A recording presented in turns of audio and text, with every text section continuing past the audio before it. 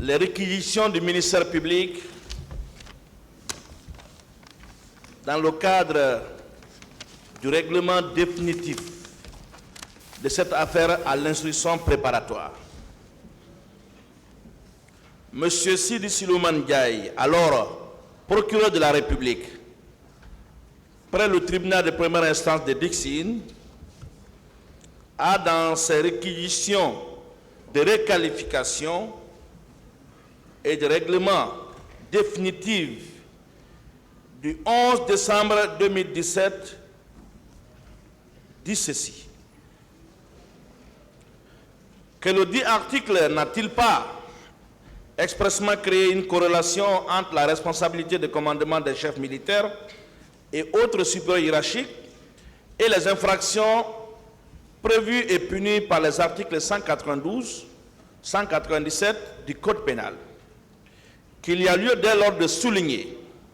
L'article 197 ne saurait utilement recevoir application dans la mesure où l'acte initial du 8 février 2010 a uniquement visé les infractions n'entrant pas dans les considérations législatives des articles 192 à 195 du Code pénal. Que les comportements antisociaux mis à la charge de M. Moussa Dadis Camara et Aboubakar Toumba Diakité tombent tout normalement dans les considérations de l'article 19 du Code pénal qui dispose la complicité et la participation d'un individu en pleine connaissance de cause à un crime ou à un délit dont un autre est l'auteur principal. Je ne sais pas si le ministère public, dans la rédaction de ces réquisitions, a sauté ces réquisitions, mais c'est une pièce du dossier qui mérite d'être prise en compte dans le cadre de l'appréciation de cette question. Monsieur le Président, le confrère a rappelé ici que c'est le 8 février 2010 que le procureur général près la Cour d'appel de Conakry a désigné 3 juges d'instruction pour instruire cette affaire. Et 5 ans plus tard, le procureur de la République près le tribunal de première instance de Dixine avait fait un réquisitoire supplétif incluant la qualification réclamée aujourd'hui par le ministère public. Mais vous allez convenir avec la défense du capitaine Moussa Dadis Camara que de l'instance jusqu'à la Cour suprême, les magistrats instructeurs ont scrupuleusement observé le principe de l'égalité des délits et des peines. Monsieur le Président, nous allons tout à l'heure vous rappeler certains passages des décisions qui ont été rendues pour dire que nous sommes collés au dossier et ce que nous disons n'est pas une invention. Le président Moussa Dadis Camara et ses co-accusés ont déjà été définitivement jugés des chefs de qualification revendiqués par le ministère public. Et pour accorder de l'intérêt à la question de la réqualification, à ce stade de la procédure, il conviendra pour le tribunal de répondre à 3 autres questions inspirées par la posture du parquet. La première question, Monsieur le Président, in abstracto, on va se demander, tout est-il permis à n'importe quel stade de la procédure lorsqu'il s'agit de certains accusés? Évidemment que la réponse à cette question naturellement négative conduit au rejet de la demande de réqualification. Est-ce que c'est parce qu'il s'agit du capitaine Moussa Dadis Camara qu'on veut à tout prix plonger dans cette affaire, même si on n'a rien contre lui, qu'on doit réinventer le droit? On doit complètement piétiner les cours de droit que nous avons reçus à l'université? Est-ce que c'est à cause du capitaine Moussa Dadis Camara que la Guinée va créer son propre droit pénal qui fonctionne au mépris des règles universelles autant pour moi qui s'appliquent en la matière? Le tribunal répondra à cette question, nous espérons, de la manière la plus objective. La deuxième question, in concreto, certains accusés ont-ils moins de droits que d'autres? Bien sûr que la réponse négative, fondée sur le principe essentiel de l'égalité et au surplus du procès équitable, détermine le rejet de la demande en application des dispositions de l'article préliminaire du Code de procédure pénale. La troisième et dernière question, Monsieur le Président, que vous allez pencher dans le secret de votre délibération, l'ampleur des faits jugés permet-elle la déconstruction des principes de droit suivant les profils des accusés? La réponse à cette question également, nous l'espérons, est négative. En conséquence, les affaires déjà jugées, y compris par la Cour suprême, ne sauraient être débattues à nouveau par devant votre juridiction. En tout état de cause, Monsieur le Président, honorables assesseurs, il est en l'état trop prétentieux, scandaleux, de demander à une juridiction d'instance, le tribunal criminel, de contredire la plus haute instance judiciaire du pays face à une question de droit définitivement réglée. C'est comme si, dans ce dossier, le ministère public est en train de renverser la pyramide. Il est en train de vous dire que vous êtes au-dessus de la Cour suprême et que la décision de la Cour suprême ne saurait en aucune manière guider vos démarches. C'est incongru, c'est incohérent. Si nous nous inscrivons dans cette dynamique, nous ne serions pas là pour juger ces accusés se trouvant dans ce box. Parce que c'est cet arrêt qui a définitivement clos le volet instruction en prélude à votre saisine. On ne peut pas aujourd'hui venir par devant vous, piétiner une partie de cet arrêt et s'en prévaloir d'une autre partie. Ce n'est pas possible. Cette démarche ne peut en aucune manière prospérer. Monsieur le Président, honorables assesseurs, sur le dernier point, puisque le premier point, mon confrère a conclu en sollicitant, bien entendu, l'irrecevabilité de ces réquisitions pour se juger. Le second point est tiré du rejet des dites réquisitions en application du principe de l'égalité des délits et des crimes. Et ça, nous le précisons, c'est de manière subsidiaire. C'est si par extraordinaire, dans le secret de votre délibération, dans l'appréciation souveraine, saine et objective de cette affaire, vous estimez que ces réquisitions ne sauraient être déclarées irrecevables, nous vous prions, Monsieur le Président, de les rejeter au fond parce que mal fondées en application des dispositions que nous allons citer tout à l'heure. Le principe de la légalité des délits et des peines, aussi appelé principe de l'égalité criminelle, je n'ai pas besoin de vous l'enseigner, Monsieur le Président, vous le maîtrisez, que quiconque ici dans cette salle est un principe fondamental en droit pénal.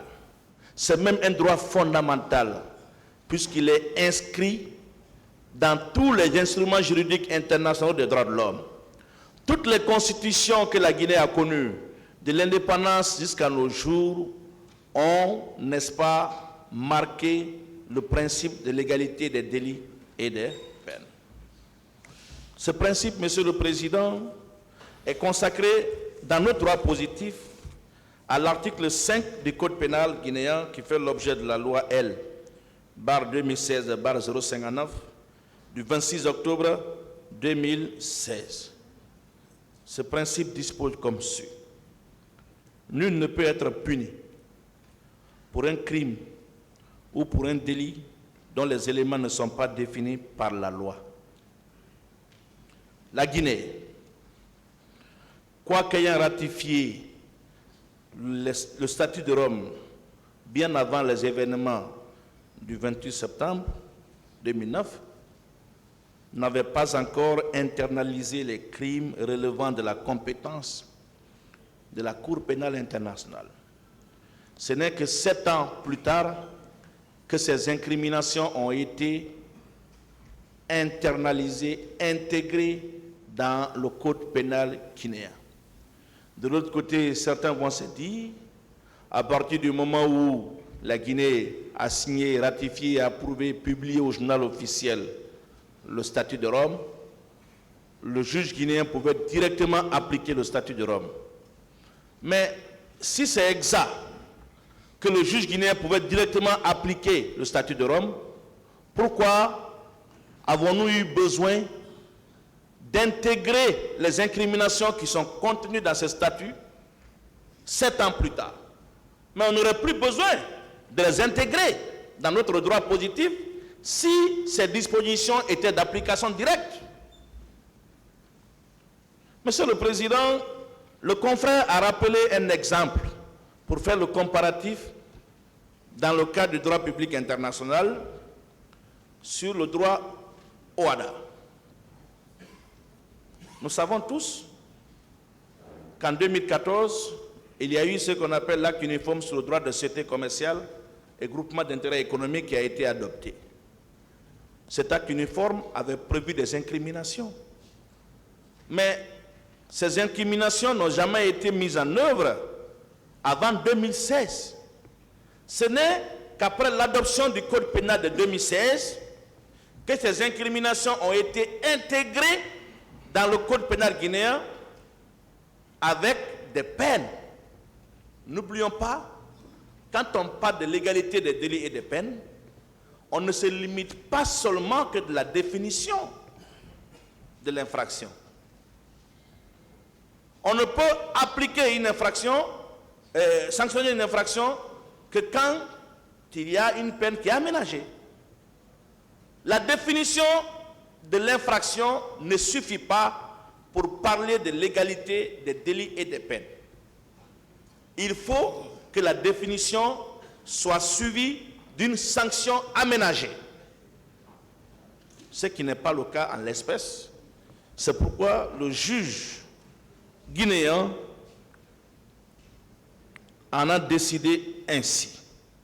Avant de revenir, Monsieur le Président, sur des termes employés par la deuxième chambre de contrôle de l'instruction de la Cour d'appel et la Cour suprême, quand les deux juridictions ont raisonné dans le sens de la confirmation de l'ordonnance rendue par le cours de l'instruction, vous permettrez, Monsieur le Président, de revenir sur les articles 6 et 7 du Code pénal. Que dispose l'article 6 du Code pénal? Sont seuls punissables les faits constituent d'une infraction à la date à laquelle ils ont été commis. Ça, c'est le texte qui sert de base pour le parquet de solliciter la requalification qui parle ainsi. Sont seuls punissables les faits constituent d'une infraction à la date à laquelle ils ont été commis. Ne peuvent être prononcées que les peines légalement applicables à la date de la décision.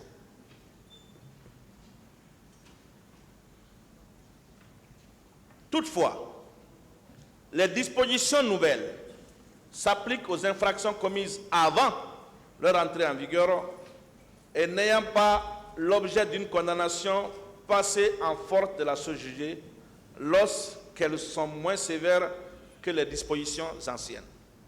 Ici, Monsieur le Président, l'exception aménagée à l'article 7 ne peut connaître, si c'est autant pour moi, ne peut connaître son application dans cette affaire.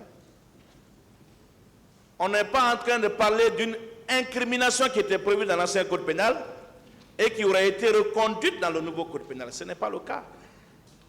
Ce n'est pas la même chose. Pas du tout. Et mieux, dans cette affaire, il y a chose jugée. Ce que mentionne l'article 6 du code pénal. Enfin, l'article 7 du même code précise ceci. Sont applicables immédiatement à la répression des infractions commises avant leur entrée en vigueur. Vous allez voir si les faits poursuivis entrent dans ce cadre. Les lois de compétence et d'organisation judiciaire, tant qu'un jugement au fond n'est pas rendu en première instance, il ne s'agit pas du cas, ce n'est pas le cas. Les lois fixant les modalités et les formes de la poursuite, ce n'est pas le cas. Les lois relatives au régime d'exécution et d'application des peines, ce n'est pas le cas.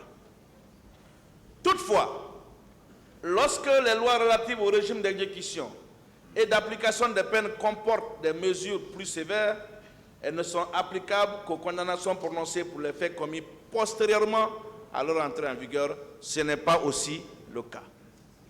Que veut le parquet? Que cherche le parquet? Quel enseignement que ce parquet veut donner à ces jeunes étudiants qui viennent s'inspirer de ce qui se passe dans ce prétoire? Qu'est-ce que le parquet veut donner comme exemple dans l'histoire du droit pénal?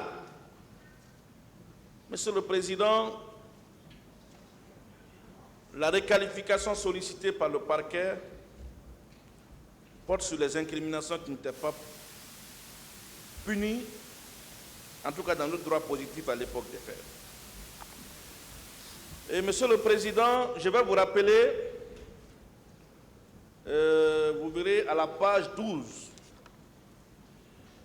de l'arrêt numéro 23 du 18 mai 2018 de la deuxième chambre de contrôle de l'instruction. Ce n'est pas Maître Pépé Antoine Lama qui parle. Ce n'est pas la défense du capitaine Moussa Dadis qui parle. Ce n'est pas le capitaine Moussa Dadis qui parle. C'est le dossier qui vous parle.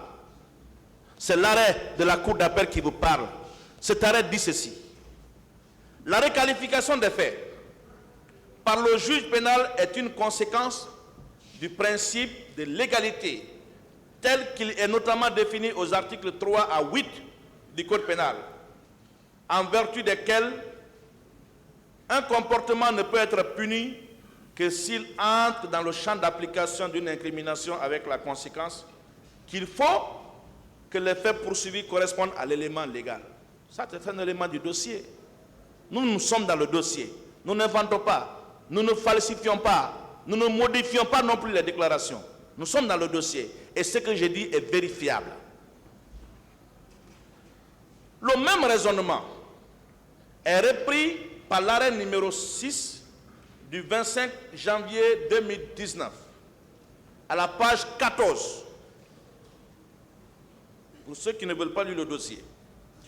Considérant que les crimes commis au stade ont été sous l'empire de la loi L 98/036 et 037 du 31 décembre 1998, toutes portant code pénal et code de procédure pénale, mais considérant que les demandeurs, quant à eux, reprochent à l'arrêt attaqué la violation de la loi L/2016/059 du 26 octobre 2016 portant code pénal en ses articles 194 et 195, qu'au moment des faits, la dite loi n'existait pas dans la législation guinéenne.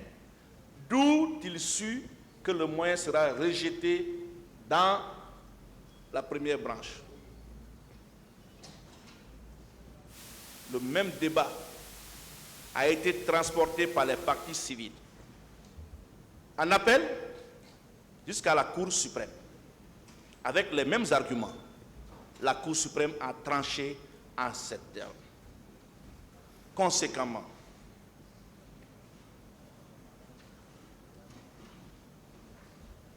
il s'agit là des décisions rendues, Monsieur le Président, honorable assesseur, par les juridictions, y compris celles chargées d'assurer l'unité jurisprudentielle dans l'interprétation de la loi. Nous avons tous fait ici 4 ans à 5 ans, voire plus, dans une faculté de droit. Il a toujours été enseigné, et ce n'est inconnu de personne, que la Cour suprême est la plus haute instance judiciaire du pays et qu'elle a pour mission, entre autres, d'assurer l'unicité de l'interprétation de la loi. Dans l'enseignement de la jurisprudence, dans les facultés, et même au prétoire, on s'est toujours fondé ou apaisanti en bonne partie sur les arrêts de la Cour de cassation française. Et je pense que ce bel exemple doit également guider le comportement du parquet. Monsieur le Président, honorables assesseurs, la pertinence ou l'impertinence en l'état de cette procédure de la question de la requalification dépend de la position du tribunal sur la question de savoir si les arrêts de la Cour d'appel et au surplus de la Cour suprême ont vocation à produire les effets juridiques auxquels même ce tribunal ne doit se soumettre. Si le tribunal considère que ces arrêts rendus par la Cour d'appel et la Cour suprême ne lui sont pas opposables sur des questions qu'elles ont déjà tranchées, alors que la question de requalification pourra probablement encore être considérée comme digne d'intérêt en l'État,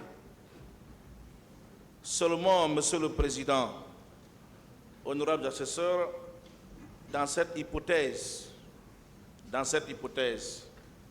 encore faudra-t-il au tribunal de trouver les fondements juridiques d'une telle posture, ce qui est loin d'être le cas.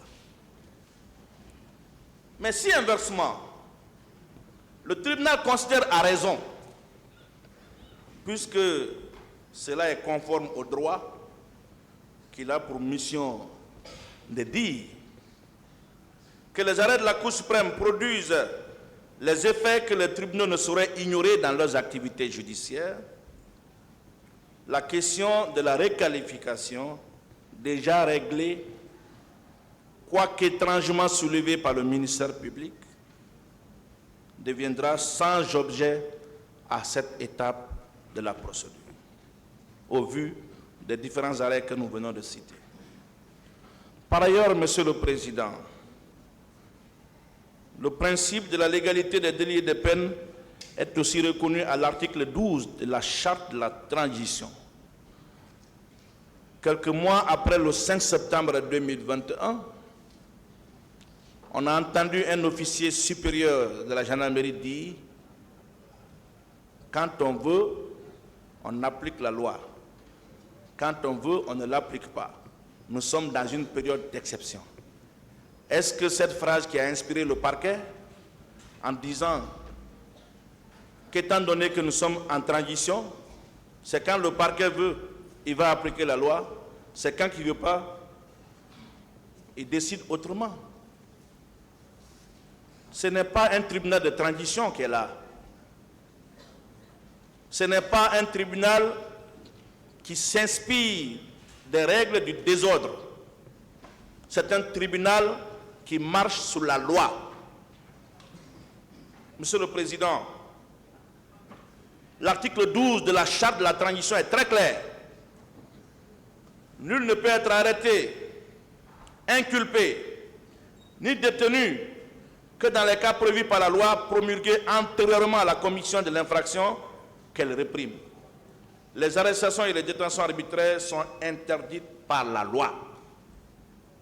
Monsieur le Président, au centre de la question de requalification abusive en l'état de la procédure, qui paraît banale aux yeux du ministère public, se trouve un principe essentiel de l'administration de la justice. C'est la question de la sécurité juridique. La question de la sécurité juridique. Le parquet est en train de vous tendre un piège. Si vous succombez à ce piège, je vous assure, la Cour de justice de la CEDEAO n'hésitera pas à rappeler à la légalité. La Cour de justice de la CEDEAO. Monsieur le Président, honorables assesseurs, cette question de sécurité juridique est d'une importance telle qu'elle est consacrée à l'article 6 de la Charte africaine des droits de l'homme et des peuples, qui exige la prévisibilité de la loi dans son application de façon à remplir le critère de légalité sans lequel l'accusé est exposé à l'arbitraire. Il résulte de ces considérations que le tribunal a le choix. Le tribunal a le choix entre sauvegarder dans l'exercice de sa fonction judiciaire un principe essentiel du droit, la sécurité juridique, ou promouvoir par l'effet de l'acceptation des demandes abusives de requalification.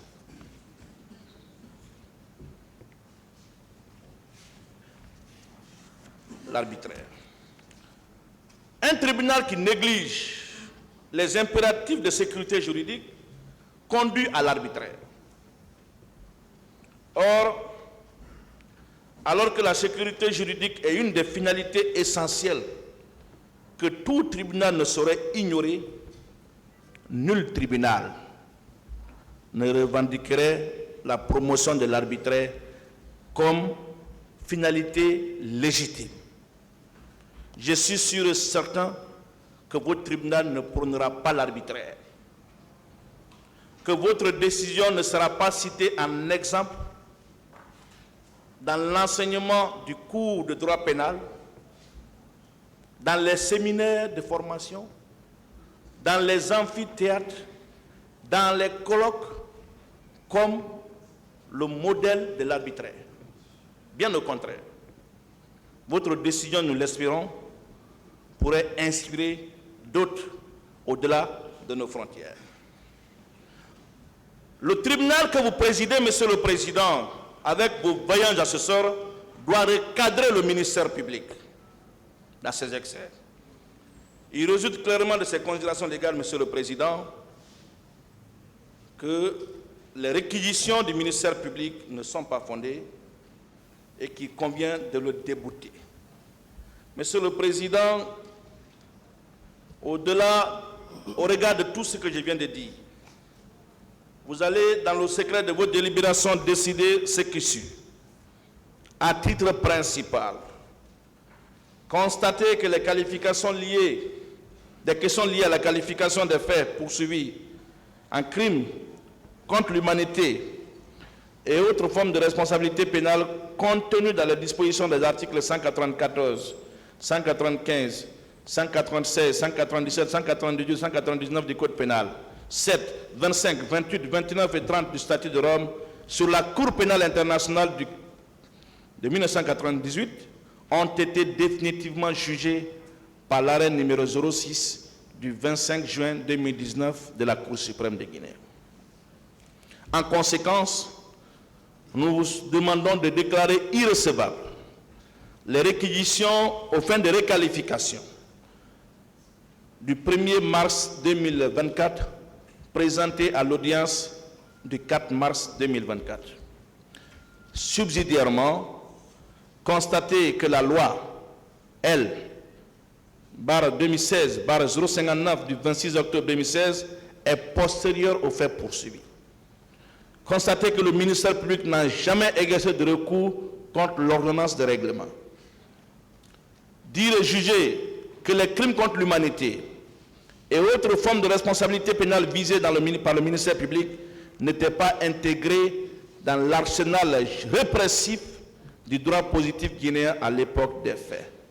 Par conséquent, rejeter comme mal fondées les réquisitions aux fins de réqualification du ministère public, ordonner la continuation des débats. Monsieur le Président, pour terminer, je vais ajouter ceci. Vous le savez que tout le monde ici, que la Guinée focalise l'attention de toute l'humanité dans le jugement de cette affaire. En focalisant l'attention de tout le monde, vous faites aussi l'objet du regard critique de la communauté scientifique internationale. La qualité des décisions qui seront rendues ici seront jugées à l'international. Et à travers vos jugements, c'est tout le peuple de Guinée qui sera jugé. À travers les décisions qui seront prononcées, c'est l'université guinéenne qui sera jugée. Si une mauvaise décision est rendue ici, si le coup est tordu au droit, si la loi est appliquée parce qu'il s'agit du capitaine Moussa Dadis Camara d'une manière aussi abusive, c'est toute l'humanité aussi qui va nous juger. Pour moi, les décisions qui seront rendues ici, que ça plaise au ministère public ou pas, que ça plaise à la défense ou pas, que ça plaise à la partie civile ou pas, ces décisions doivent être inspirées du droit et non de l'arbitraire et non des influences, Monsieur le Président. Monsieur le Président, ce n'est pas parce qu'il s'agit d'atteindre le capitaine Moussa Dadis Camara qu'on doit réinventer un droit pénal qui fait fi aux règles scientifiquement et universellement reconnues. Monsieur le Président, honorables assesseurs, on ne doit pas donner un mauvais exemple et la décision qui sera rendue ne doit pas servir de mauvais précédent. La crédibilité de ce procès se joue à travers l'appréciation de cette question. Je vous remercie.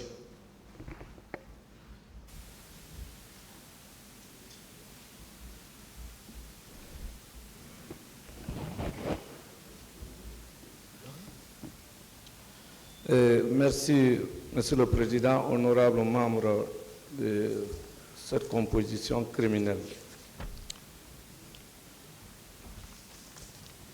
Monsieur le Président, j'interviens dans l'intérêt de M. Marcel Guilavogui, qui est désormais victime de chantage à la détention. M. Marcel Guilavogui est sous le mandat de dépôt depuis le 18 juin 2010. En matière criminelle, l'État doit être à même de le juger au moins dans les 18 mois qui suivent. Au-delà, c'est une détention arbitraire désormais.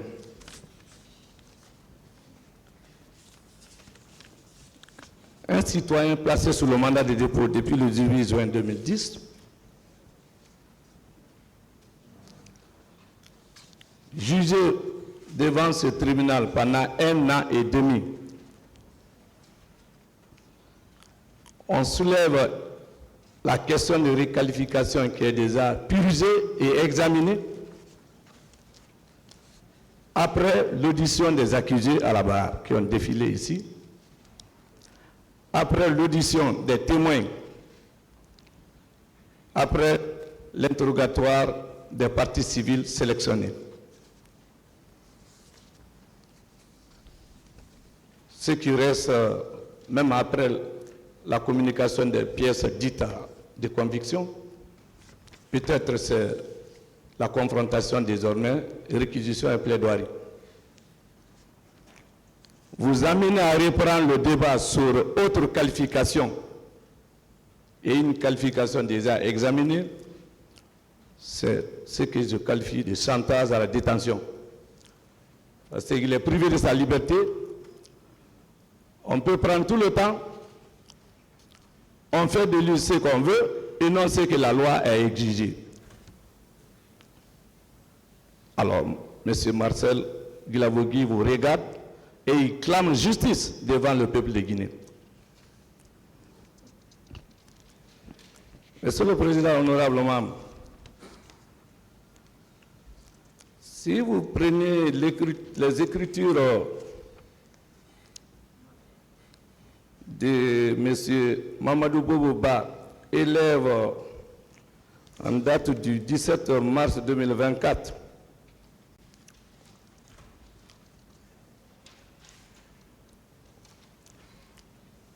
à la cinquième page, oui, avec précision, il demande, après les arguments des statuts de Rome, heureusement que je suis en Guinée, le tout en application des articles 79 de la Constitution du 23 décembre 1990. Mais ça ne va plus. On vous demande l'application d'une loi morte. La Constitution de 1990, ce n'est pas moi, c'est signé de la partie civile qui demande la requalification. L'article 73-74 de la charte du 27 septembre 1921 pour un fait de 2009. Mais ça ne va plus.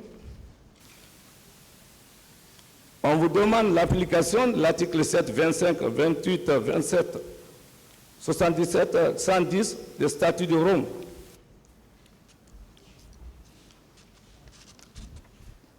Et 194, 195 du Code pénal du 26 octobre 2016. Je me répète, ce sont eux qui ont écrit, hein. Du code pénal du 26 octobre 2016.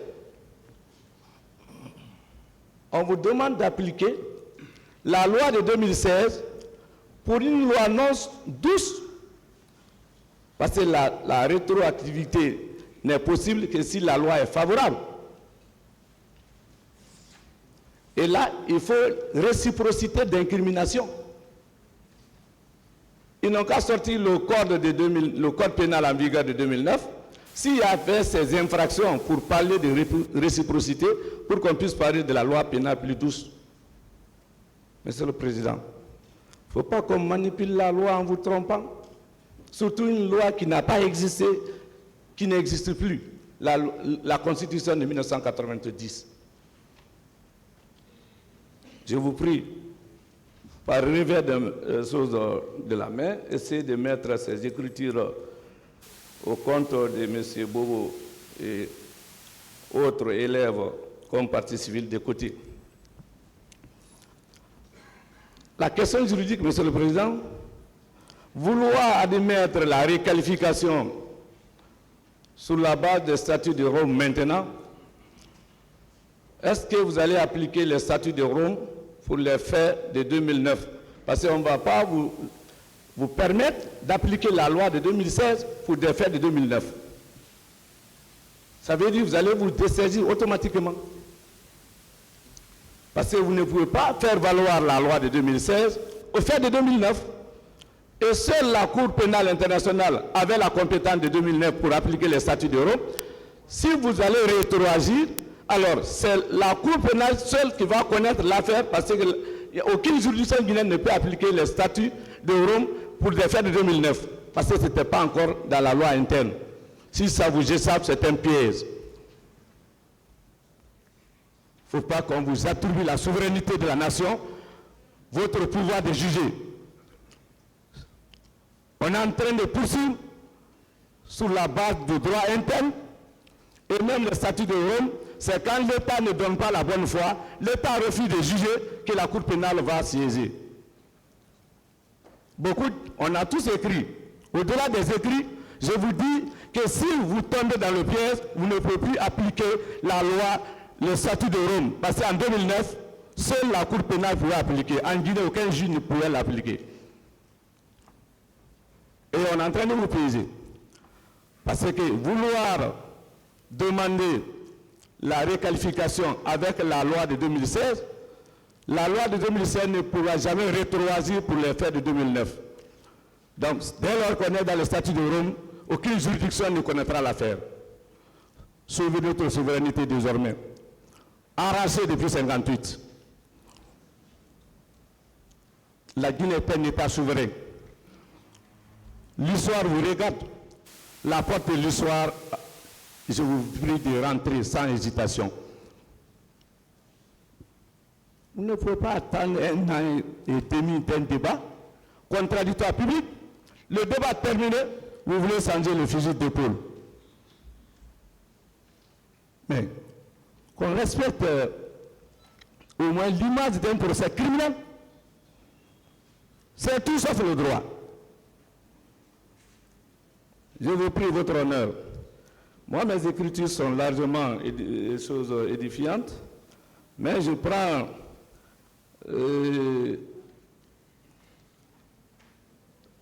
les réquisitions aux fins de requalification des faits du ministère public en date du 1er mars 2024, votre honneur, qui dit par ses motifs au dernier point de requalifier les faits de meurtre, assassinat, torture après les bases de dispositions de 2016, votre honneur, à ceux de crimes contre l'humanité et autres formes de responsabilité pénale contenues dans les dispositions. Le ministère public ne sait même pas encore l'infraction poursuivie. En disant à ceux de crimes contre l'humanité et autres formes de responsabilité. Ça ne se fait pas. La saisie nigérienne en matière, même le juge d'instruction, constate un fait nouveau ou autre qualification, il ne peut que provoquer le réquisitoire. Il ne peut pas instruire au-delà des faits, au-delà du réquisitoire introductif. Je crois, j'avais l'espoir d'avoir un parquet en face. Vous voulez demander de requalifier pour une infraction non déterminée. Ça ne va plus.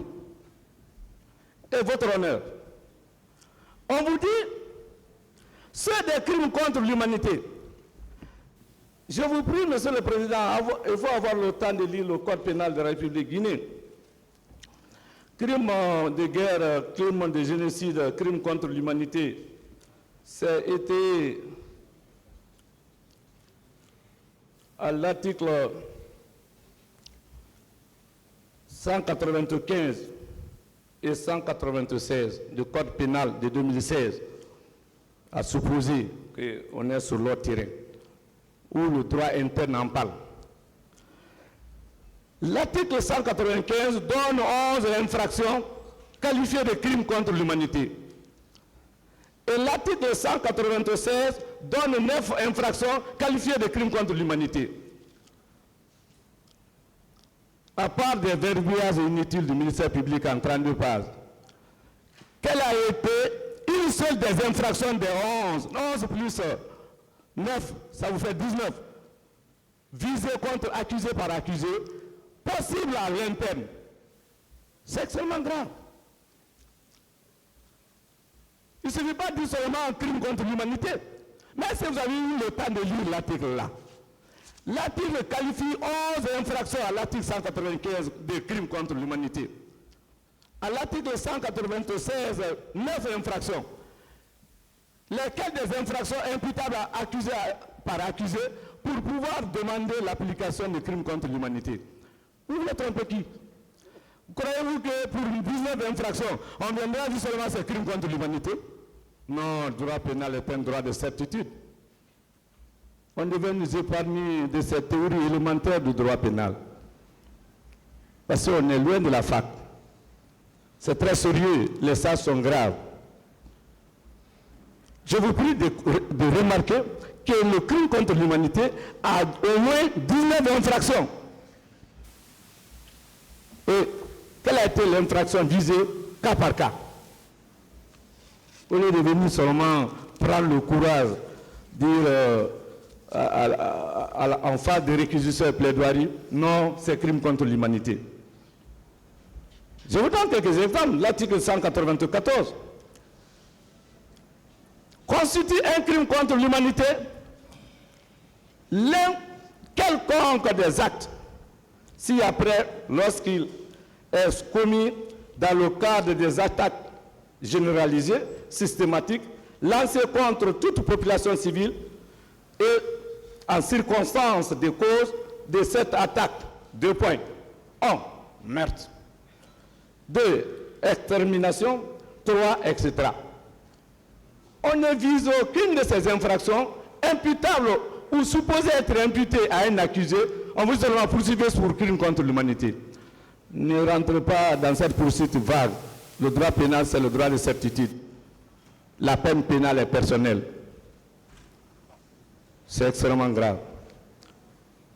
Votre honneur, quand vous remarquez, et je demande au ministère public, avec le défi lancé, qu'on vous donne une seule base légale dans les 32 pages, où on peut demander au juge criminel de requalifier, qu'il montre une seule disposition. Ça n'existe pas. Sans viser une base légale, on peut demander la disqualification, la requalification. On peut modifier. Vous êtes lié, notre Coran, c'est la loi, c'est le code pénal, code de procédure, en matière pénale, surtout en matière criminelle. Ils ont cessé à s'accrocher à l'article 6 du code pénal de la République de Guinée et de 2016 pour un fait de 2009. La notion du temps échappe au ministère public. Votre honneur, quand ils ont visé à l'article 6, ils disent clairement, je ne sais pas s'ils ont eu le temps de faire la lecture de cette disposition, votre honneur. C'est d'ailleurs seul argument qu'ils ont voulu tirer par les cheveux. Votre honneur, sont seuls, l'article 6 du code pénal, sont seuls punissables les faits constitutifs d'une infraction à la date à laquelle elles ont été commises. Et c'est le ministère public qui prend encore la même loi pour pouvoir opposer à nous. Et c'est en 2009, crime contre l'humanité pouvait être répréhensible, ça pouvait être poursuivi. Même si la Guinée était membre du statut de Rome. Non. Et plus grave, toutefois, les dispositions nouvelles s'appliquent aux infractions commises avant leur entrée en vigueur et n'ayant pas fait l'objet d'une condamnation passée en force de la chose jugée, comme nous sommes à l'espère, lorsqu'elles sont moins sévères. C'est la rétroactivité de la loi pénale plus douce. Alors, l'infraction de crime contre l'humanité, la peine, et les peines du code pénal visées, est-ce que le ministère public a donné quantum de peines pour dire qu'elle est moins sévère? Et là, ça ne peut même pas être possible parce que le crime contre l'humanité n'est pas dans l'ancien code. Et s'il n'y a pas de réciprocité d'incrimination, il n'y a pas de réciprocité et rétroactivité.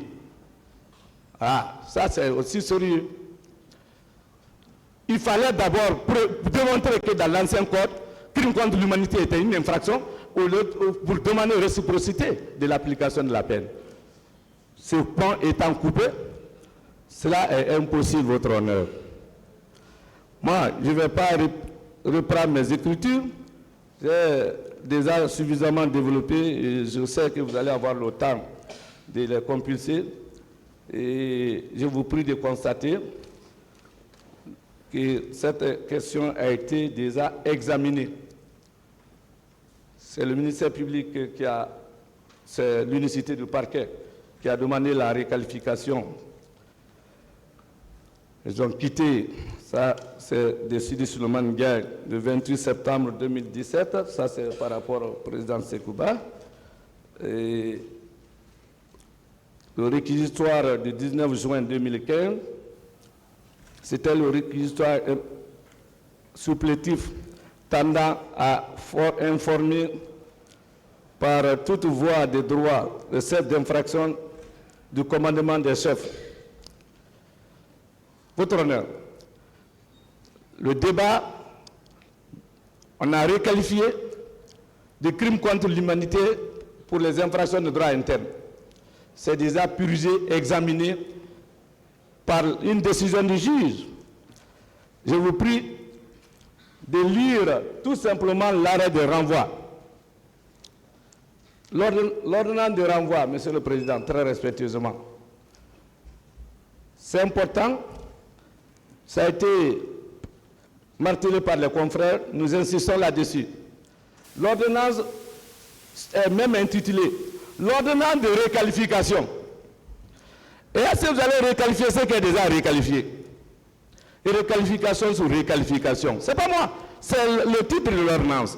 L'ordonnance de réqualification de non-lieu partiel et de renvoi devant le tribunal criminel numéro 07 de 2017 en date du 28 septembre 2017 rendu par le pool des juges d'instruction avait déjà réglé cette situation.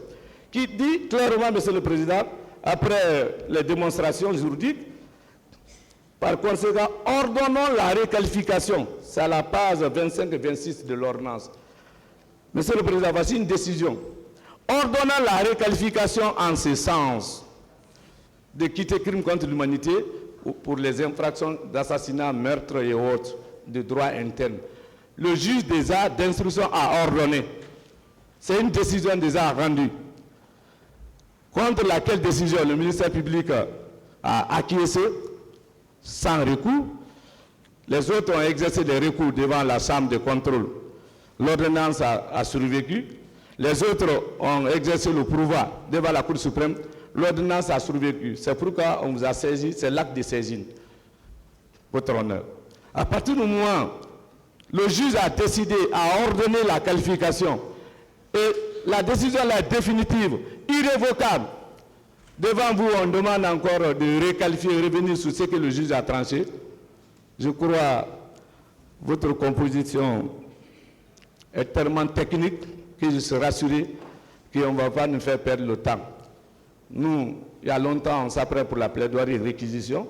Si le ministère public est convaincu que l'assassinat, meurtre et autres contre Marcel Guilavoki, ça ne peut pas tenir, que le ministère public puisse au moins accepter, parce que la poursuite, c'est à charge et à décharge. On n'est pas tenu de condamner les citoyens systématiquement. Surtout qu'un citoyen a fait déjà 14 ans de détention préventive. C'est extrêmement grave. Et ça ne leur dit rien. Ils viennent avec des costumes bien cirés et ils viennent nous faire garder en prison et demander réqualification encore dans la nuit du temps. Il fait nuit. On a fini le débat. 1 an et 6 mois. Je crois que vous êtes tellement serein. Et je tiens à signaler que la défense a toujours perdu dans nos exceptions ici. Cette fois-ci, faites honneur au droit en disant à la défense que vous avez raison. Je vous remercie. Voilà, je vais tout simplement faire un rappel. La dernière fois, le tribunal même avait insisté sur le fait que les parties ou la défense a insisté sur le fait qu'elle va écrire. Donc, on a écrit, on a reçu pas mal de conclusions. C'est vrai que les débats sont oraux. En matière pénale, les débats sont oraux, on est d'accord. Mais s'il faut carrément relire ou répéter tout ce qui a été écrit dans les différentes conclusions, je pense que déjà, tout ce qui est déposé ici, rassurez-vous que le tribunal va les lire. On va lire tout ça.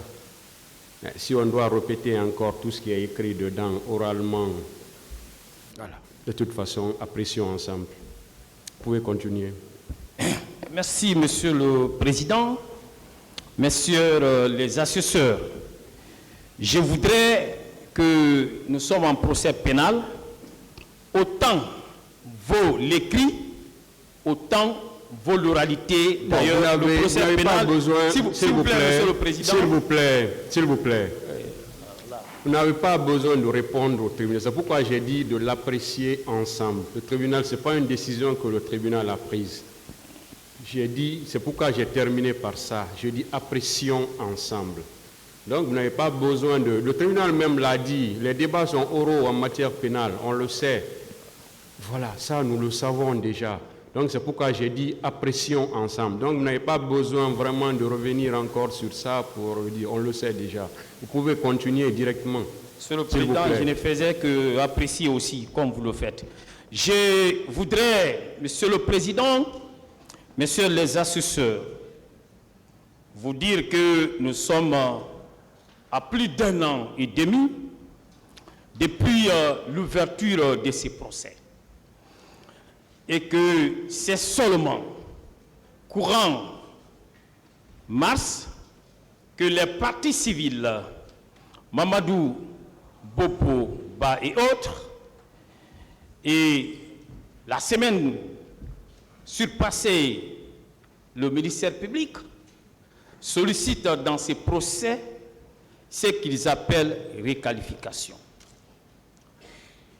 Nous, la question que nous nous posons, la défense du commandant Aboubakar Diakité Ditumba à cette phase est celle de savoir est-ce que cette demande, c'est la toute première fois qu'elle se pose, qu'elle est présentée dans cette affaire, ou bien il s'agit d'une demande qui a déjà été présentée dans le cadre de cette affaire et qui a été examinée et qui a été définitivement jugée. Monsieur le Président, pour rappel, nous disons que ce n'est pas un débat nouveau et pour pouvoir vous permettre de rejeter cette demande de réqualification présentée à la fois par une partie des partis civils et le ministère public, nous vous proposons ce qui suit. Nous vous apportons 4 moyens. Et ces moyens-là, nous les considérons être des moyens imparables, infranchissables. En tout cas, légalement parlant, juridiquement parlant. Le premier moyen que nous allons développer porte sur la chose jugée attachée à la question des qualifications posée à la fois par une partie des partis civils et le ministère public. En deuxième lieu, nous aborderons votre saisine, le rejet de cette demande tenant en ce que les faits pour lesquels la réqualification est sollicitée, ces faits-là ne font pas partie de votre acte de saisine. Non. Troisième élément que nous développerons et qui a été déjà développé, et puisque la répétition a une vertu, c'est qu'elle est pédagogique. Donc nous parlerons de l'absence de l'élément légal. Et nous terminerons par parler du 4e élément qui porte sur la non-rétroactivité. Monsieur le Président,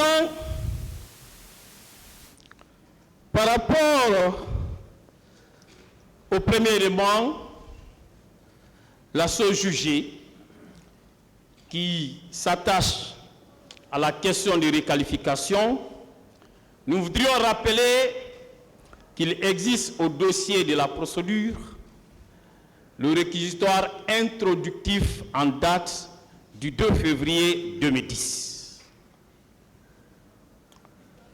pris par Monsieur le procureur général d'alors. Vous avez au dossier de la procédure le réquisitoire supplétif en date du 19 juin 2015, pris par Monsieur le procureur Sidou Suleiman Ndiaye, le prédécesseur de l'actuel procureur. Vous avez également des réquisitions qui ont été prises, et il s'agit des réquisitions définitives. Des réquisitions définitives qui étaient tellement définitives qu'elles ont fini par donner leur nom à l'ordonnance de renvoi. Parce que ces réquisitions définitives sont intitulées réquisitions définitives de réqualification, de renvoi de la procédure de l'état des pièces devant le tribunal criminel. Et, Monsieur le Président, vous avez enfin l'ordonnance de renvoi numéro 07 du 29 décembre 2017. Monsieur le Président, le réquisitoire introductif en date du 2 février 2010, dont j'ai parlé tout à l'heure, et qui émanait de Monsieur le procureur général, à travers ces réquisitoires, Monsieur le procureur général a saisi un pool des juges d'instruction à l'effet d'ouvrir une information judiciaire contre M. Aboubacar Diakité Ditumba et autres pour des faits ci-après. Des faits de présomption grave d'assassinat, meurtre, viol, pillage, incendie volontaire, vol à main armée, détention illégale des matériels de guerre de première catégorie, coups et blessures volontaires, outrage à agents de la force publique, torture, détention arbitraire, non-assistance à personne en danger, enlèvement, séquestration, violence sexuelle, attentat à la pudeur et complicité, toute autre infraction que l'information fera connaître. Monsieur le Président, ainsi une information judiciaire a été ouverte. Mais au cours de l'information, il y a des parties civiles qui ont eu à présenter des observations à travers un collectif d'avocats. Des observations contenues dans leur demande d'acte en date du 20 novembre 2012. Et Monsieur le procureur de la République, au vu de ces observations, il a jugé nécessaire, lorsque le dossier de la procédure lui a été communiqué par le pool des juges d'instruction avec les dites observations, il s'est dit qu'il était nécessaire de demander à ce que l'information soit étendue au fait des responsabilités de commandement des chefs militaires. Et dans son réquisitoire supplétif, le réquisitoire supplétif qu'il a eu à prendre, Monsieur le procureur d'alors a invoqué les motifs suivants. Et je reviens sur ces motifs parce que c'est important.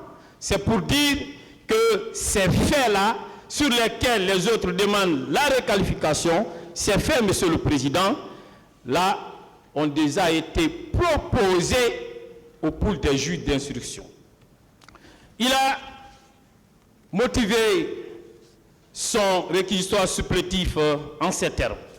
Attendu que dans la demande d'acte du 20 novembre 2012, le collectif des avocats des victimes des infractions commises au stade du 28 septembre en 2009 ont présenté des observations pertinentes contre le comportement de certaines personnalités de l'époque du Conseil national pour la démocratie et le développement dont les agissements pourraient relever de l'infraction des responsabilités de commandement des chefs militaires et autres supérieurs hiérarchiques. Que la dite infraction est prévue par les dispositions de l'article 28 du statut de Rome de la Cour pénale internationale, ratifié par la République de Guinée le 14 juillet 2003.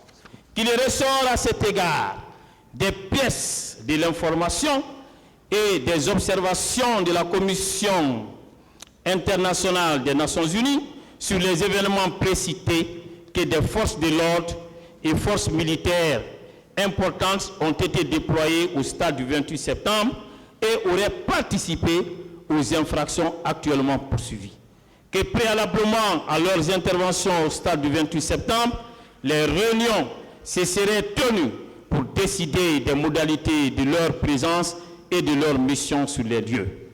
Que préalablement à leurs interventions au stade du 28 septembre, des réunions se seraient tenues pour décider des modalités de leur présence et de leur mission sur les lieux. Que toutes ces mesures pourraient n'avoir été prises ou ordonnées que par des chefs militaires ou des personnes faisant effectivement fonction de chefs militaires. Qu'aux surprises, ceux-ci savaient ou auraient dû savoir que la présence de pareilles forces de l'ordre ou forces militaires au stade du 28 septembre engendrerait des troubles d'une gravité extrême contre des personnes et des biens. Qu'en conséquence, il y a lieu de requérir d'informer du chef d'infraction de la responsabilité du commandement des chefs militaires et autres supérieurs hiérarchiques des forces de l'ordre et des forces militaires présentes au stade du 28 septembre lors des manifestations des populations d'une part et de procéder à l'inculpation de toute personne que l'instruction fera connaître et ordonner son placement en détention provisoire d'autre part. Monsieur le Président, ce sont là les termes contenus dans le réquisitoire supplétif et lequel réquisitoire supplétif alors a débouché sur l'extension de l'inculpation au fait des responsabilités des commandements. Mais à l'issue de l'information, lorsque le dossier de la procédure lui a été communiqué pour présenter ses réquisitions définitives, le même ministère public, Monsieur le Président, est revenu sur ces réquisitions, sur ce qu'il avait eu à développer. Et il a présenté des réquisitions définitives dans lesquelles il a demandé la requalification des mêmes faits. Et Monsieur le procureur a eu à développer ce qui suit dans ces réquisitions définitives. Sur la requalification de la responsabilité des chefs militaires et autres supérieurs hiérarchiques de l'article 197 du Code pénal en complicité de l'article 19 du même Code. Attendu que le 8 février 2010, le procureur général près la Cour d'appel de Conakry a entrepris un réquisitoire introductif de l'instance pénale en indiquant des présomptions graves de faits d'assassinat, meurtre, viol, pillage, incendie volontaire, vol à main armée, détention illégale des matériels de guerre de première catégorie, coups et blessures volontaires, outrage à agents des forces publiques, torture, détention arbitraire, non-assistance à personne en danger, enlèvement, séquestration, violence sexuelle, attentat à la pudeur et complicité et toute autre infraction que l'information fera connaître. Qu'à la suite du réquisitoire supplétif, en date du 19 juin 2015, du procureur de la République près le tribunal de première instance de Dixine, Moussa Dadis Camara et Abouakar Sidiki Diakité Ditumba ont été inculpés pour responsabilité du commandement des chefs militaires et autres supérieurs hiérarchiques. Que l'article 198 a disposé une personne faisant effectivement fonction de chef militaire est responsable des infractions prévues au présent chapitre commises par les subordonnés placés sous son autorité et son contrôle effectif.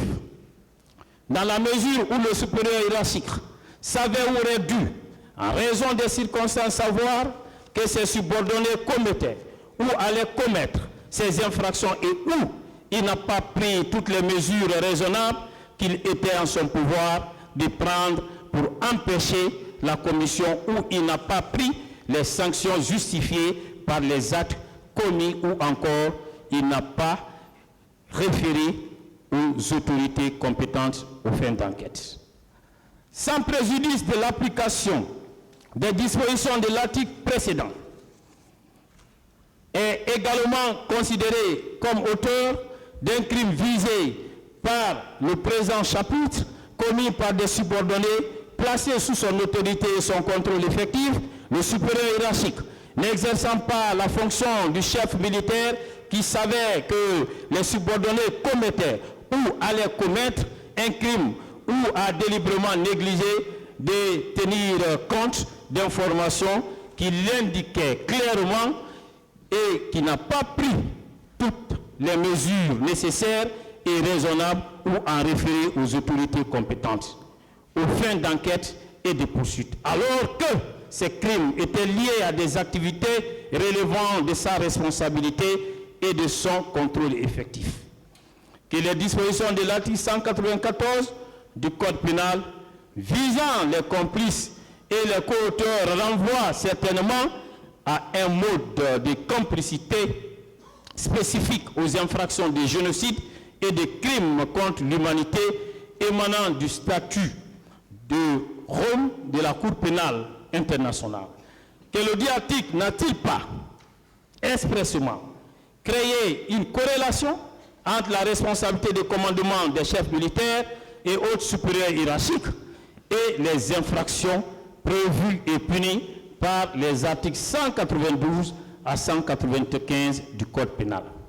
Qu'il y a lieu dès lors de souligner que l'article 197 ne saurait utilement recevoir application dans la mesure où l'acte initial de poursuite du 8 février 2010 a uniquement visé des infractions n'entrant pas dans les considérations législatives des articles 192 et 195. Que les comportements antisociaux répréhensibles mis à la charge de Moussa Dadis Camara et Abouakar Sidiki Diakité tombent tout normalement dans les considérations de l'article 19 du Code pénal qui dispose ainsi qu'il suit. Donc, Monsieur le Président et Monsieur le Procureur, pour terminer, a tiré comme conséquence ce qui suit, il a requis la requalification de la responsabilité de commandement des chefs militaires et hauts supérieurs hiérarchiques de l'article 198 du Code pénal en complicité tel que prévu et puni par l'article 19 du même Code. Monsieur le Président, comme vous le voyez, c'est en faisant droit à ces réquisitions de Monsieur le Procureur de la République que le pool des juges d'instruction a entrepris l'ordonnance de requalification de non-lieu partiel et de renvoi qui vous saisit. Et dans cette ordonnance, vous vous rendrez compte que sur la même question de requalification, les juges d'instruction ont eu à retenir qu'ils ne pouvaient pas retenir cette qualification pour des motifs précis, parce que ces juges ont relevé que l'article 197 n'a été que récemment transposé, les dispositions, disons, de l'article 28 du traité de Rome n'ont été que récemment transposées à l'article 97 du nouveau code, et que les infractions qu'il entendait poursuivre du chef de crimes contre l'humanité, alors que ces infractions-là ne pouvaient recevoir des qualifications que celles de complicité. Alors, Monsieur le Président, faisant droit à ces réquisitions, les juges d'instruction ont ordonné la réqualification, disons, dans ce sens.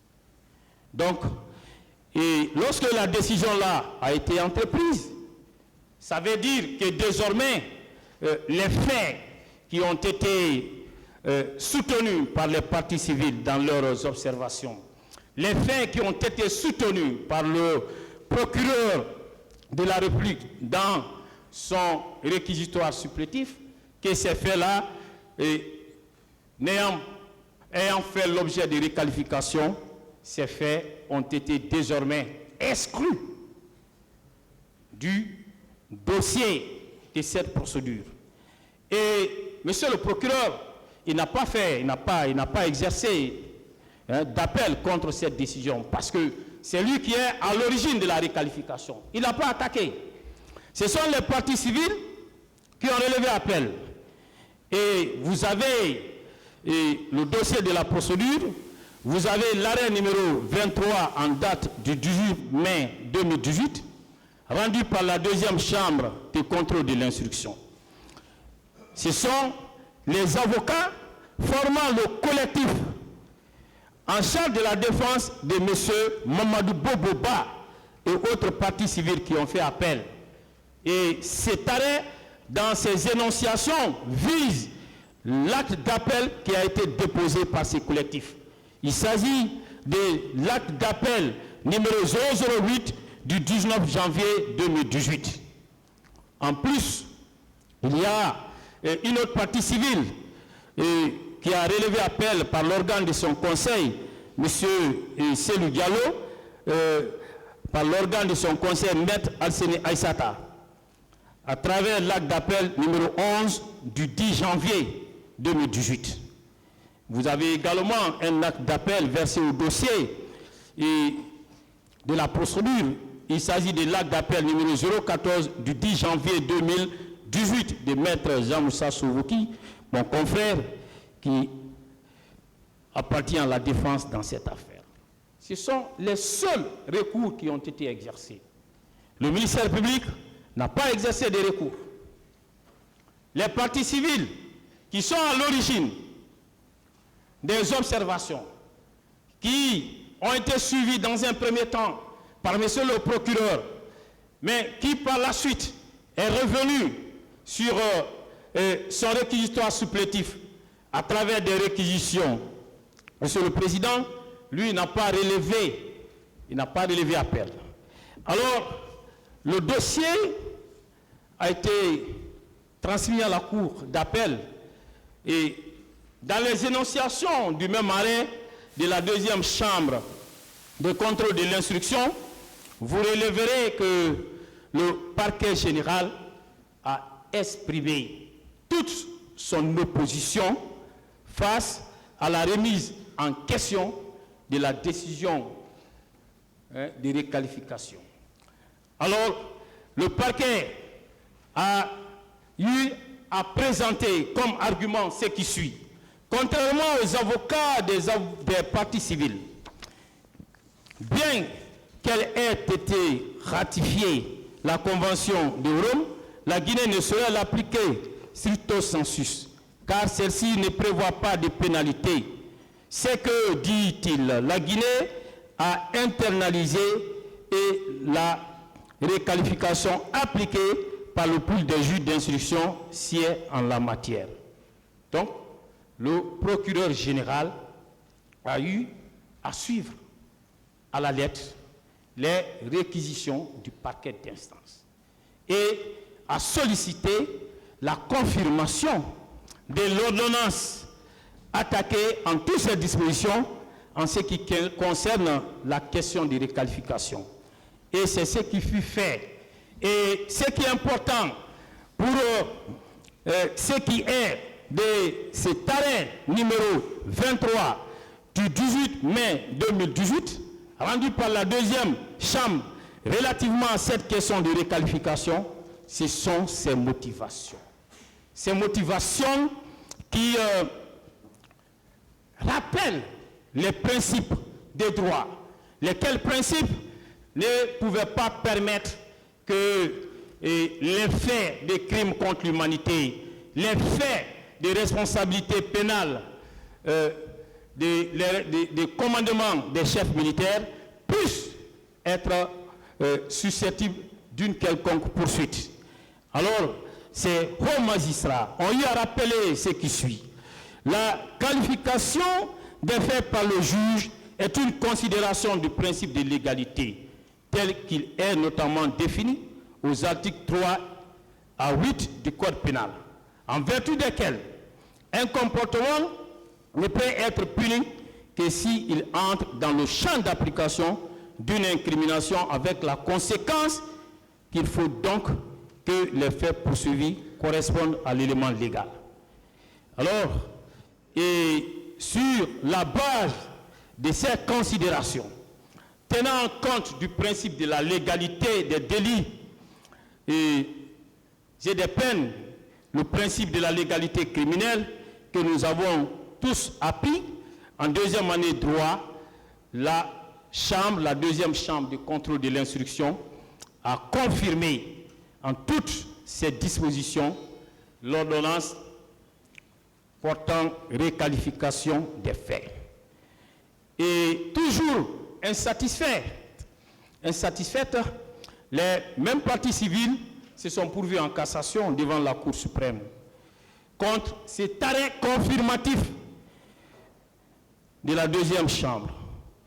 Et comme moyen de cassation invoqué par ces parties civiles, et ces parties civiles ont eu à soutenir que les crimes qui ont été commis au stade du 28 septembre, que ces crimes, et le 28 septembre et les jours suivants, que ces crimes constituent, il y aurait des crimes contre l'humanité et non des crimes ordinaires. Et que le fait de la part de la Chambre de contrôle de l'instruction de ne les avoir pas suivis, que cela serait une violation des articles 194 et 195. Mais, Monsieur le Président, la Cour suprême, la plus haute instance juridictionnelle de notre pays, et statuant sur ces moyens, a eu à relever ce qui suit. Considérant que les crimes commis au stade en 2009 ont été commis sous l'empire de la loi L 98 036 et 037 du 31 décembre